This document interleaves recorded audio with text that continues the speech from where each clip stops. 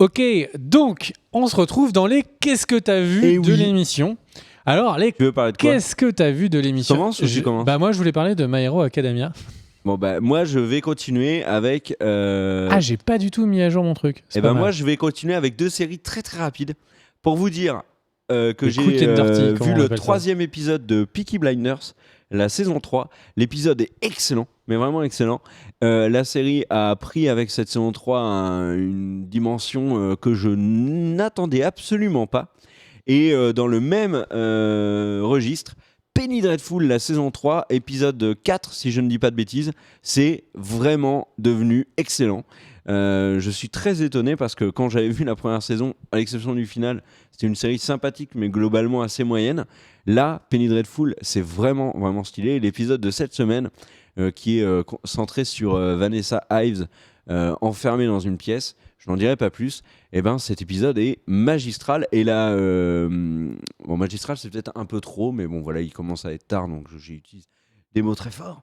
Et la musique, par contre, de Penny Dreadful joue beaucoup, je trouve, dans le fait d'accrocher et d'aimer autant cette série. À toi. À toi. Alors, je crois que j'ai pas parlé de Dragon Sakura. Si, t'en as parlé, c'était d'ailleurs un moment, un vrai supplice pour nous tous qui t'avons écouté en parler. Non, tu mens. Non, vas-y. Tu mens complètement. Et donc, je vais vous parler de Dragon Sakura. Qu'est-ce que c'est? C'est un dorama. C'est un dorama tech. À propos, je t'ai mis les liens pour que tu aies toutes les images. Donc, Dragon Sakura, qu'est-ce que c'est? Donc, c'est un dorama. Mais alors, déjà, qu'est-ce que c'est qu'un dorama? Tout à fait, c'est quoi alors, c'est un tapis pour faire du judo. Pas du tout. Ça, c'est un... Merde, j'ai oublié. Si mon prof de ceinture jaune de judo le savait, je devrais me mettre au piqué et faire 3 saltos sur moi-même. Merde, un tatami. Mais bien sûr, un tatami. Ah oui, un tatami. Bref, donc en fait, Dragon Sakura, c'est un dorama. Qu'est-ce que c'est un dorama, Kier? On en est là dans l'émission, parce qu'on fait des répétitions avant, et tout est écrit, évidemment. Et donc, le Dragon Sakura... Oh, que fait Robert Downey Jr. sur cette pub japonaise? Et donc, un dorama, c'est une série au Japon. En fait, ils ont une format de série qui est un tout petit peu différent de nous. Elles sont généralement un tout petit peu plus longues. Elles font entre 50 minutes et 1 heure vraiment en moyenne, alors que chez nous, c'est 42 minutes ou exceptionnellement, par exemple, sur Game of Thrones, des séries qui vont plus 50 ou 1 heure. Il y a, ça c'est le premier truc. Deuxième truc, il faut de base qu'il y ait 12 épisodes qui soient écrits du début à la fin. Sinon, on ne lance pas la production. Et c'est tout. La série les séries ont très très rarement une saison 2. Ça arrive dans des cas vraiment très rares, comme GTO ou des très gros succès. Dragon Sakura, qu'est-ce que donc? C'est un monsieur, celui qu'on vient de voir, qui eh bien, en fait, est appelé pour être dans un lycée un peu compliqué. Et il doit en fait entraîner une classe pour qu'ils deviennent capables de rentrer à l'université de Tokyo. Et la manière dont les lycées et l'entrée à l'université, c'est que ça a l'air, si j'ai bien compris la série, c'est que ça a l'air gratuit d'entrer dans toutes les universités. Sauf que tu as un classement national et suivant ton classement, tu peux rentrer dans telle université ou tu peux pas. Un peu comme ceux qui sont en internat en médecine, quoi. Et évidemment, les premiers prennent l'université de Tokyo, qui est la meilleure, la plus folle. C'est l'équivalent de Polytechnique en France, c'est des oufs. Et voilà. Et donc, en fait, il a cette tâche improbable de devoir, en 1 an, former des étudiants qui partent de zéro à devenir l'élite de la nation japonaise. Tout ça.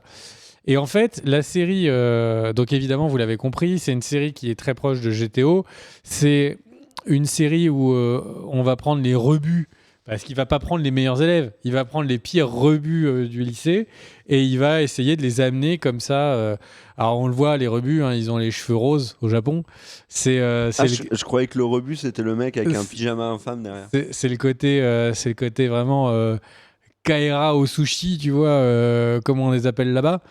Et le truc, c'est qu'en fait, il y a un truc que j'ai vraiment adoré dans cette série, c'est qu'en fait, quand il doit choisir les pires du pire, tu vois, du lycée, pour en faire les meilleurs des meilleurs, il sélectionne les étudiants.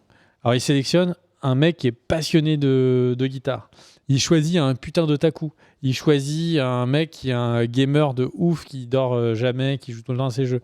Il choisit un fan de sport absolu, de baseball, qui connaît toutes les stats et tout. Et en fait, il dit, vous êtes tous des... Donc il résume en disant, vous êtes tous des otaku. Vous êtes tous, en fait, des gens passionnés par un domaine. Vous êtes capables d'oublier toute votre vie pour votre passion dans ce domaine, dans la musique, dans le jeu, dans la littérature, etc. Et donc, par cette passion, vous allez devoir trouver un moyen d'utiliser, de concentrer en fait cette force intérieure que vous avez à être focus sur un seul sujet pour faire de vous les meilleurs étudiants qu'on ait jamais vus. Mais je vous préviens, je connais mon métier comme personne. Et il y en a que 1 sur 2 qui réussira au final. Et donc on commence comme ça, qui va vraiment réussir, qui va pas réussir, est-ce qu'ils vont réussir à transformer leur passion, tu vois, en quelque chose d'utile qui va les amener dans une école utile pour eux. Et moi ça m'a plu, il y a beaucoup de dramas qui sont un petit peu trop larmoyants, etc. Mais celui-là, je l'ai trouvé vraiment enthousiasmant. C'est la genèse de beaucoup d'acteurs. Donc, c'est une série qui date un tout petit peu. Elle a 5-6 ans, même un peu plus, je crois. Et il y a beaucoup des gros acteurs japonais qui sont issus du cast. Voilà, moi, j'ai vraiment kiffé. Et en fait, l'acteur principal, donc Sakura, a explosé. Et là, il est en ce moment en salle d'un des films qui est aux sélections officielles de Cannes. Enfin, bref, c'est un très beau cast pour un dorama. Et après, si vous aimez les doramas humour, il y a My Boss, My Hero dont on parlait sur le chat. Mais si vous aimez les doramas juste pour la découverte, Dragon Sakura, moi, je l'ai bien kiffé. À moi ? Ouais. À toi ? Je vais vous parler de 10 Cloverfield Lane, qui est donc une fausse suite de Cloverfield, le film produit par J.J. Abrams, qui nous racontait l'histoire d'un Godzilla qui arrivait dans New York, filmé en mode caméra à la Blair Witch.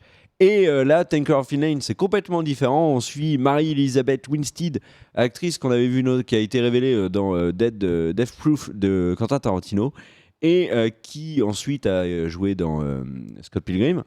Et elle fuit son mec, elle a un accident de voiture, elle se réveille attachée dans une cave.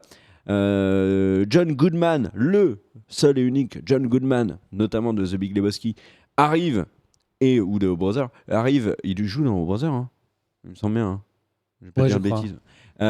Il arrive, il lui donne un repas, et il lui dit que c'est l'apocalypse, on va tous mourir, et qu'elle doit le remercier de l'avoir attaché à un mur avec un énorme harnais, et que en fait ils doivent donc rester dans un bunker qu'il a construit sous sa maison. Il y a également un autre monsieur qui est un des acteurs, John Gallagher Jr., acteur de The Newsroom, et voilà, je ne vous en dirai pas plus. C'est un huis clos qui a eu plutôt bonne presse à sa sortie, qui a une histoire assez particulière parce qu'en fait, il a été tourné sans être attaché à Cloverfield. Il a été rattaché à Cloverfield après. Donc, ils ont changé pas mal de choses au niveau du montage pour le rattacher. Toi, tu avais plutôt bien aimé. Et moi, j'ai trouvé ça plutôt moyen. Le huis clos en lui-même est sympathique sans plus. Il y a des huis clos qui sont quand même beaucoup plus efficaces. Et le côté rattachement à Cloverfield, je l'ai trouvé incroyablement tiré par les cheveux. Et ça, c'est la grosse déception pour moi du film. Alors déjà, je tiens juste, par souci d'honnêteté, à préciser que j'ai vu le film en avant-première avec de la presse, des youtubeurs et tout. C'était des petits fours, la vodka, c'était la du deuxième champagne. avant-première presse que je faisais de ma vie. C'est quoi la première ? La première, c'était Pyramide ? Non, ah ouais, c'est vrai donc c'était la troisième, il y avait Pyramide. Mais cette Pyramide, on y allait en loose day dans une projo d'enfants. Dans une projo pour enfants de test. Ça, c'était marrant. C'est énorme, les enfants qui allaient voir Pyramide. Mais non, c'était le Scott Pilgrim que j'ai vu, la première projection space de ma vie. Et en fait, donc déjà, ils m'ont offert une lampe torche avec 10 Cloverfield Lane. T'as eu un goodies Donc- et tu me l'as même pas donné. Donc déjà, voilà, on sait que peut-être j'ai été acheté avec la lampe torche. Faut l'annoncer. Maintenant, moi, j'ai trouvé que le film était plutôt pas mal. Et je pense que le film n'aurait pas du tout eu le même sens, la même saveur, la même sensation de rythme si le titre n'avait pas été Cloverfield Lane. Je pense que le titre Cloverfield Lane apporte énormément de choses au film. Ouais, il nous piège en fait. Une petite quenelle. Il aide. Non, parce qu'en fait, le truc, c'est que, imagine, tu n'es pas dans l'univers de Cloverfield Lane, mais tu veux faire comprendre qu'en fait, c'est pas un fou et qu'il y a vraiment l'apocalypse. Hmm. Tu es obligé de faire des plans sur l'apocalypse pour montrer qu'en fait, c'est vrai, mais en fait, est-ce qu'il en a pas rêvé? Enfin, ce serait un beau bordel, tu vois. Mais je trouve que la manière de rattacher quand même à Cloverfield est très limite. Parce que c'est comme si on faisait un film qui s'appelait Star Trek Chocolatine, qui raconte l'histoire d'un boulanger qui nous fait des chocolatines en permanence. Et je parle pas de pain au chocolat, mais des vraies chocolatines avec des petites pépites. Et en fait, nous, on va tous le voir parce que c'est le nouveau Star Trek. Et à la fin, en fait, le mec, il sort de sa boulangerie après avoir bossé toute la journée, il nous avait ennuyé pendant 2 heures au cinéma. Et là, il y a l'Enterprise qui passe au-dessus. Et il fait « Oh, c'est l'Enterprise !» Et point, le film est fini. Tu vois, là, on se serait bien fait avoir. Et ben là, 10 Cloverfield Lane, ça m'a fait un petit peu la même impression. Moi, je voulais revoir Godzilla, mais on va pas spoiler.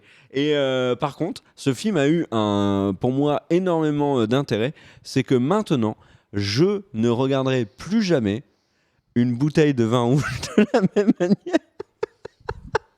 Il faut avoir vu la fin pour comprendre. Voilà. C'est vrai que, bon, tu te dis, si tu dois choisir entre une Kalachnikov Et une bouteille de vin et une rouge. bouteille de ça y est. vin rouge, il faut que tu choisisses la bouteille de vin rouge à 100%, Ah non, mais- 100% de win rate. Ah, mais complètement. Ok, on enchaîne. Oui. Mais je pense que t'es un peu dur sur le film. Non, mais Moi, j'ai pas dit trouvé qu'il était relativement mauvais. sympa. J'ai dit qu'il était moyen. J'ai pas dit mauvais. Je vais te ramener la lampe torche et tu vas nous dire qu'il est... Oh mon Dieu, ce fumé de film. Non, non, ouais. Euh, Non, Narek, arrête de dire ça, ça me saoule. Merci. Donc ensuite, il y a... qu'est-ce que j'ai pu voir? Eh ben, j'ai pu voir la fin de la saison de Agents of S.H.I.E.L.D. Et alors, on m'a dit, mais alors après, ça attendra confirmation, mais peut-être tu pourrais en faire une vidéo sur la chaîne. Alors effectivement, on me... Dans l'oreillette, en fait, on est relié à Cardel, qui, parce qu'on en a pas parlé depuis tout à l'heure, mais en fait, donc Cardel, il est parti en fait simplement T'as dit déposer qu'il était en l'argent vacances. en Suisse, et en fait, il nous donne des ordres dans l'oreillette en disant il faut parler de super-héros, ça fait plus de thunes. Je dois... Donc Cardel, ok, on va faire une vidéo sur Agents of S.H.I.E.L.D., c'est entendu. Donc ouais, on va faire une vidéo spécifique parce que je pense qu'il y a plein de trucs à dire sur la fin de Agents of S.H.I.E.L.D., ou en tout cas, ça nous donnera l'occasion de nous entraîner à bien le prononcer. J'ai vraiment beaucoup kiffé cette fin. C'est une série qui est pleine de défauts, qui est vraiment pleine de défauts. Enfin, il y a des petites incohérences de scénario, il y a du jeu qui est pas toujours bon, il y a des personnages qui sont pas toujours très bien castés. Enfin, vraiment, elle est pleine de défauts. Enfin, il y a vraiment plein de défauts. Mais putain, qu'est-ce qu'elle a du cœur. Elle est vraiment... on sent qu'ils essayent des trucs, on sent qu'avec le budget, il y a chaque centime de millième de centime d'euros en dollars qu'ils mettent dans le budget pour essayer de faire des trucs stylés. Ils sont cons de prendre des euros pour ensuite les convertir il doit avoir des taxes. Et en tout ça. espèces, t'imagines le dire. C'est un truc. Et le truc, c'est que à côté de ça, tu as... Enfin, vraiment, le dernier plan, le dernier dialogue entre les deux personnages... Spoil pas. Franchement, ça se passe exactement comme je rêvais que ça se passe. On avait une fin qui était partie pour être une fin américaine, bidon, et d'un seul coup, la série, elle te rappelle qu'elle le fait avec la manière, que c'est les mêmes mecs qui font cette série, qui étaient aussi aux commandes dans Firefly, et elle te rappelle que c'est pas une série de commandes et que c'est des gens qui kiffent ce qu'ils font, qui font cette série. Et voilà, et donc c'est pour moi, cette série... Elle a énormément de défauts, mais c'est une série qui mérite vraiment de s'attarder si on aime un tant soit peu les super-héros. Eh ben, c'est l'heure de la pub, figurez-vous. Donc du coup, on se retrouve après la pub pour la suite des Qu'est-ce que t'as vu, mec? Ah, Cardel nous dit d'envoyer la pub. Ah. Bonjour. On est donc dans Cult and Click. Attends. Bonjour. Voilà, je voulais dire bonjour comme toi aussi. Alors, on est là dans les visionnages. Moi, je vais vous parler d'Outlander. Outlander, c'est une série de Showtime diffusée également sur Netflix avec Catriona Balfe dans le rôle principal qui raconte l'histoire de Claire Beecham. On en a déjà parlé dans l'émission, mais j'en reparle. Claire Beecham qui vit en 1945 et qui est, en touchant à un menhir, figurez-vous, qu'elle touche pas le caillou, elle passe en 1700 et des brouettes où elle va vivre... Tu parles d'une série ou tu parles de sexe ? Non, je parle d'une série. D'accord. Où elle passe donc dans le passé et où elle va vivre de grandes aventures. J'avais dit dans l'émission que le début était un petit peu lent mais intéressant. Qu'est-ce qu'il y a ? J'ai un truc de chocolatine. Parce que j'ai mangé une chocolatine. Voilà le livre. Donc c'est Daniel qui lit, c'est un livre. C'est super connu, le bouquin s'appelle Le Chardon et le Tartan, qui a été écrit par Diana Galbadon, qui avant d'écrire ça avait probablement rempli sa feuille d'impôt. Alors Outlander, c'est vraiment au final une très bonne série. Nominée aux Golden Globes, je l'avais déjà dit précédemment. L'actrice a été nominée, elle est vraiment très bien. Et en fait, derrière non, c'était vraiment une chocolatine, c'était pas un pain au chocolat. C'est en fait une espèce de baguette avec plein de pépites de chocolat dedans. Voilà. Ok. Non, mais là, les gens sont en train de relancer le débat pain au chocolat, chocolatine. Non. Bref, la série est vraiment... Ah oui, c'est pas une chocolatine, c'est une viennoise, suis-je bête. Allez. Ah, j'ai honte, je me suis trompé de Déjà mot que tu aussi. parles tout le temps de cette série, c'est absolument pas une surprise ni une découverte. Mais Enchaîne. en fait, j'ai vraiment avancé dans la série, j'ai quasiment fini la saison 1 et c'est vraiment, vraiment pas mal. Donc je vous conseille de regarder Outlander, ça a quelques longueurs, mais la série est touchante, les personnages sont vraiment... intéressants et ils ont été très bien castés. Les acteurs de cette série sont vraiment bons, donc je vous conseille Outlander. La saison 2 a commencé, la saison 3 c'est quasiment officiel, donc voilà, sautez dessus, à toi. Alors moi je vais vous parler de Black Lagoon. Black Lagoon qui est, j'étais très anime cette semaine. Je vais vous parler de Black Lagoon. Qu'est-ce que c'est que Black Lagoon ? Ça fait 2 fois que je le dis, attention. Black Lagoon ? Qu'est-ce que Black Lagoon ? Eh bien, c'est un anime de 24 ou 26 épisodes, à peu près, de 22 ou 24 minutes approximativement. Et c'est surtout un anime extraordinairement stylé. Qu'est-ce que c'est ? Vous me posez la question 3 fois, j'y répondrai en une seule fois. C'est tout simplement l'histoire de Rock, qui est donc un salaryman japonais, qui en fait part en vacances près de l'Indonésie. Il arrive et en fait donc il fait une petite excursion et son bateau est pris en otage par des pirates de mer et il se trouve qu'il va y avoir des péripéties. Il va devenir membre de n'hésite pas à changer de photo. Hein. Comme Archer, il devient chef des pirates dans un épisode. Non, là il devient pas chef des pirates et c'est pas une comédie, mais à part ça c'est presque pareil. Et donc en fait, il devient donc un des membres de l'équipage du Black Lagoon. C'est une série qui se veut psychologiquement réaliste, même si la série n'est pas réaliste. Et donc en fait, qui peut bien être un putain de pirate de nos années ? Enfin, tu vois, en 2010. T'as jamais vu Captain Phillips ? Et c'est pas pareil, tu vois. C'est pas des mecs qui font ça pour me bouffer, sinon ils ne vont pas me manger. Comme dans Captain Phillips, on sent que c'est des espèces de personnes qui sont pas adaptées à la société, qui sont aussi tout simplement des timbrés et qui ont besoin d'adrénaline. Sinon, en fait, dans la vie, sinon la vie est trop chiante. Non, c'est pas que des nanas. Là, c'est que les personnages féminins, mais c'est pas du tout que des gamins. Parce que tape Rock, Black Lagoon et avant Rock, R-O-C-K. Et donc voilà, la série est vraiment intéressante. Rock est extrêmement bien travaillée. L'héroïne féminine, dont j'ai complètement zappé le nom, est complètement folle. Celle tout simplement que vous avez vue. Donc ça, c'est Rock. Celle que vous avez vue tout à l'heure, elle est juste complètement timbrée. On a une succession, une galerie de personnages secondaires qui sont tous plus intéressants les uns que les autres. La matrone russe... summum du pavé. Bref, c'est une série d'action. Je ne l'ai pas précisé, c'est vraiment une série d'action qu'il faut se mater. Tout à l'heure, il y avait dans le chat des personnes qui n'étaient pas sûres que les mangas pouvaient être pour adultes. Là, c'est clairement pour adultes, c'est clairement une psychologie pour adultes. Et c'est une série qui aurait pu être peut-être trop vite si c'était enfermé juste dans leur petit rafio et tu vois, et faire de la piraterie. Et en fait, la série sait en décoller, c'est prendre un autre rythme, aller ailleurs.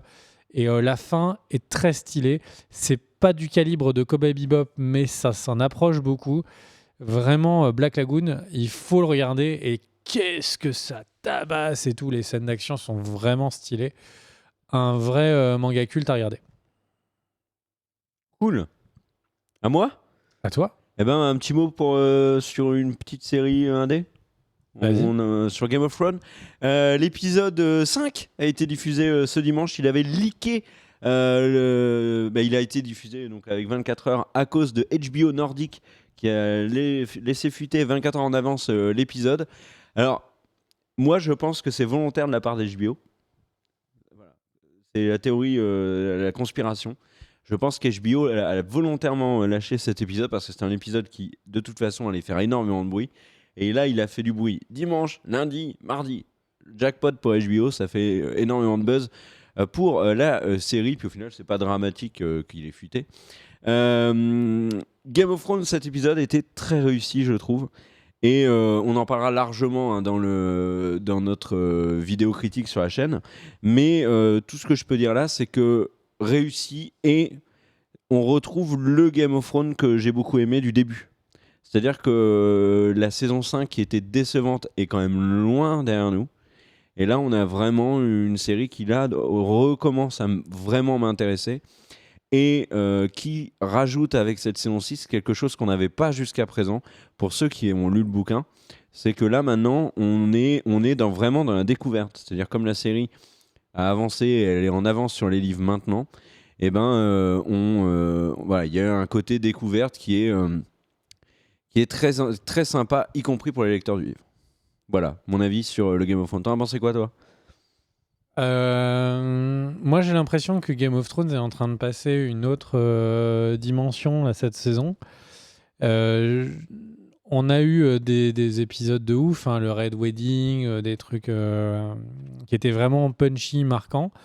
Mais je pense que cet épisode, c'est la première fois, et en tout cas les derniers épisodes, c'est vraiment une première qu'on soit autant attaché à un personnage que d'une manière générale, on développe certes encore une fois, des surprises, des personnages qui peut-être disparaîtront pas, mais avec une vraie charge émotionnelle, avec une vraie tendresse. Ça, le côté émotionnello, larmoyant que Game of Thrones a rarement fait, et quand il le faisait avant, ça le faisait pas bien. Là, c'est hyper réussi. Et je pense que c'est ce qui va amener la série. Alors, on sait tous que Game of Thrones, c'était un événement et tout. Mais là, je pense que la série est vraiment, si elle continue comme ça, va être une série culte de ouf. Et j'étais le seul à avoir mis Game of Thrones saison 5 dans mes séries préférées dans les Cult and Clicks Awards. J'ai revu une deuxième fois la saison 5 et je pense que c'était entièrement mérité. Sauf que Game of Thrones est devenu une espèce d'objet bizarre qui... c'est un Game of Thrones. C'est pas les meilleures séries c'est pas la meilleure série, c'est pas une des meilleures séries, mais c'est le truc que tout le monde regarde. Et là, elle est en train d'acheter les dernières piécettes du puzzle pour que ce soit une série qui soit reconnue par tout le monde comme étant une série intéressante, que tout le monde regarde parce qu'il y a une charge émotionnelle de ouf et qui aussi est réalisée extrêmement bien. Voilà. Par contre, le truc sur lequel je pense qu'il va y avoir pas mal de questions qui vont se poser, c'est effectivement les pauvres lecteurs du livre. Mais comment est-ce qu'ils vont réussir à survivre à la fin de la série ? Ils vont se faire spoiler tout et tout, et tu peux pas vivre en quelqu'un qui aime bien les livres de Game of Thrones dans un univers cloisonné sans spoil de la série. Je pense que c'est impossible. Donc Donc ils ont intérêt à réserver beaucoup de belles surprises dans les bouquins. Surtout que là, ce qui s'est passé dans l'épisode précédent, la scène de fin, peut-être pas le reste n'est pas confirmé, mais la scène de fin est une des scènes qu'il y aura dans les livres. Les créateurs de la série ont dit que c'était George R. R. Martin qui leur avait donné cette information-là. Ouais, et justement, moi j'ai une petite précision à apporter parce que je voyais la question posée sur le chat. Au fameux Hold the Door, il y avait une vraie question qui se posait, c'était comment est-ce qu'ils allaient le traduire en français. Et en fait, ils ont déclaré comment ils allaient faire. Dans le bouquin et dans la série, la VF ça dira empêche-les de sortir au dehors. Au dehors. Et donc voilà. Hold the Door, ça sera au dehors. Ça, t'aurais pu quand même le garder pour la vidéo spoil. Mais bon, c'est pas Non, grave. pourquoi là, quelqu'un qui n'a pas vu l'épisode ne peut absolument pas comprendre ce que je viens de dire. Ouais, j'ai tout spoil si vous voulez, mais n'empêche que... vas-y, prends l'extrait de l'émission, montre-le à ta grand-mère qui n'a pas vu l'épisode, et voilà. Non, mais vous avez raison, flagellez-moi, vous avez raison. On comprend tout, mais là, en disant « au dehors », j'ai spoil l'intégralité de toute la saga Game of Thrones. Je suis absolument navré. Putain, là, c'est pas cool. Non, c'est pas cool. D'ailleurs, dans Au dehors, on entend Ned Stark est mort. Je suis désolé. Voilà. Autre visionnage. Il y a 5 saisons. Mec. Autre visionnage. J'ai vu le dernier épisode de Banshee. Il y aura une vidéo sur la chaîne pour en parler.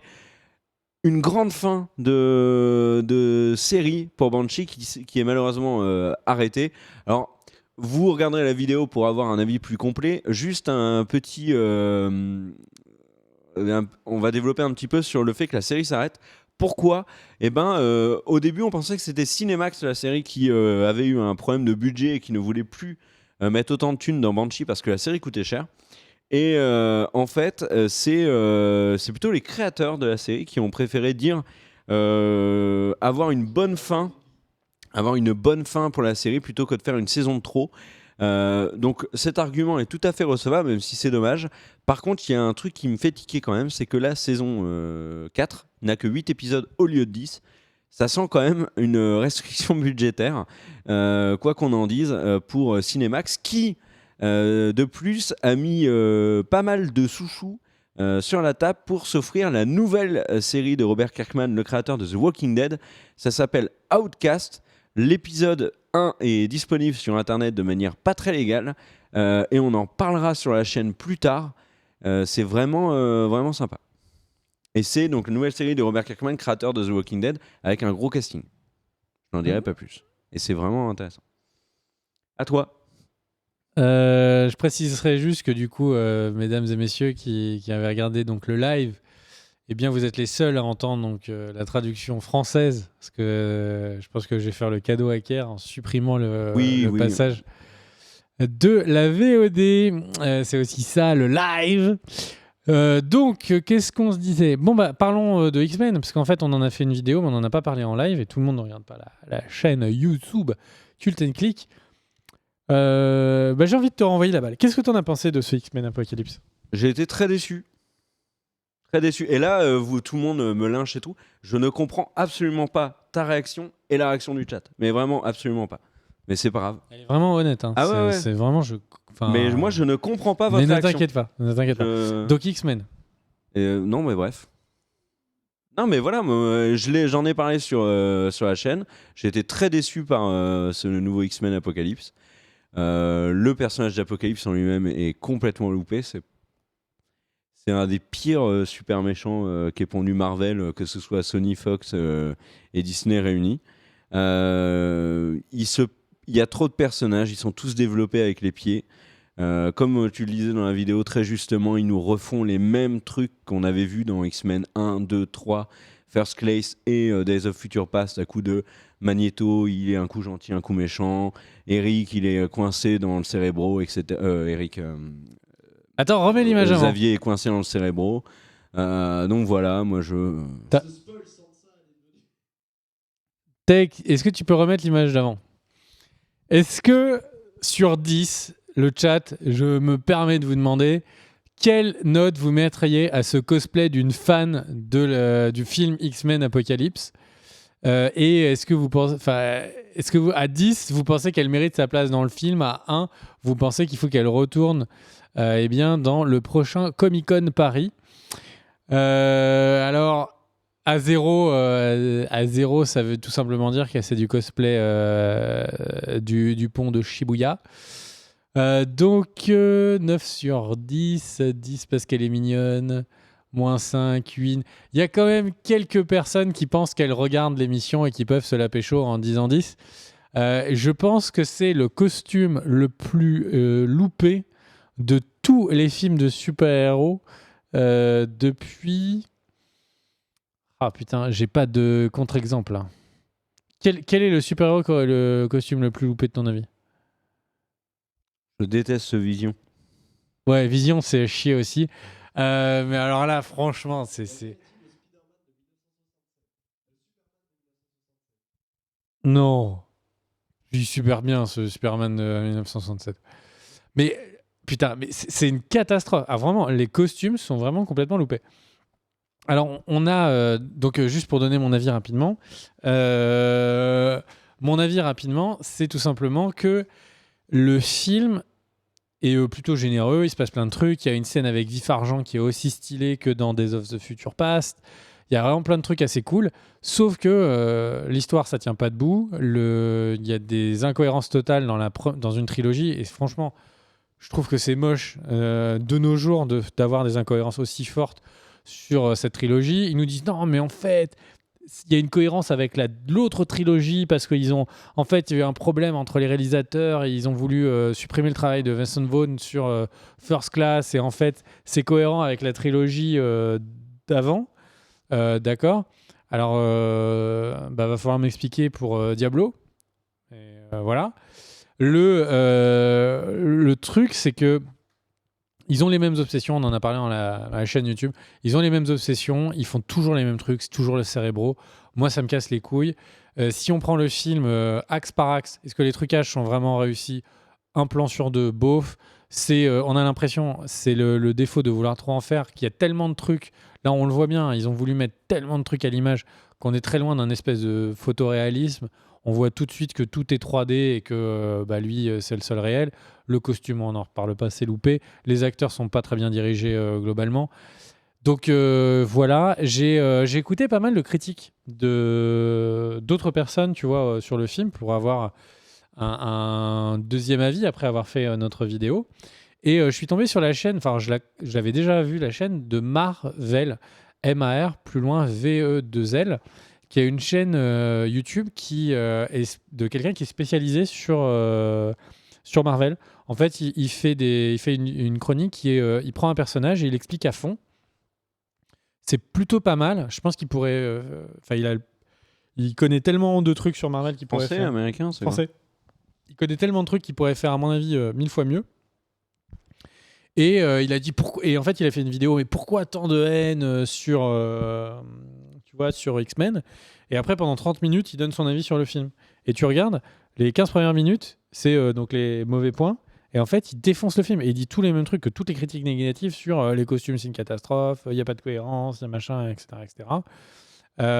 Et à la fin, il dit non, mais c'est quand même, putain, l'Égypte, c'est sympa, c'est stylé. Et en fait, le truc, c'est que mon côté fan de comics a envie de super kiffer ce X-Men parce que par rapport à la première trilogie de X-Men, c'est pas si mal. Franchement, c'est pas si mal. C'est beaucoup mieux qu'un X-Men 3. C'est pas si mal. Sauf que on a été habitué à voir des films de super-héros vraiment mieux. Est-ce que ça vaut un Dark Knight qui reste pour moi l'étalon du 10 sur 10? Mais non, à des milliers de kilomètres. L'histoire et les personnages sont pas suffisamment intéressants, ni travaillés et tout. Enfin bref. Donc, j'ai un peu pour explication que ce film, il est pas très bien, mais qu'il est pas nul non plus. Et c'est juste qu'en fait, l'étalon de savoir si vous allez l'aimer ou pas, c'est à quel point vous aimez les films de super-héros, à quel point vous aimez les X-Men. C'est juste ça qui faudra pencher la balance. Donc, merci à tous d'avoir regardé les coups de cœur, les qu'est-ce que t'as vu.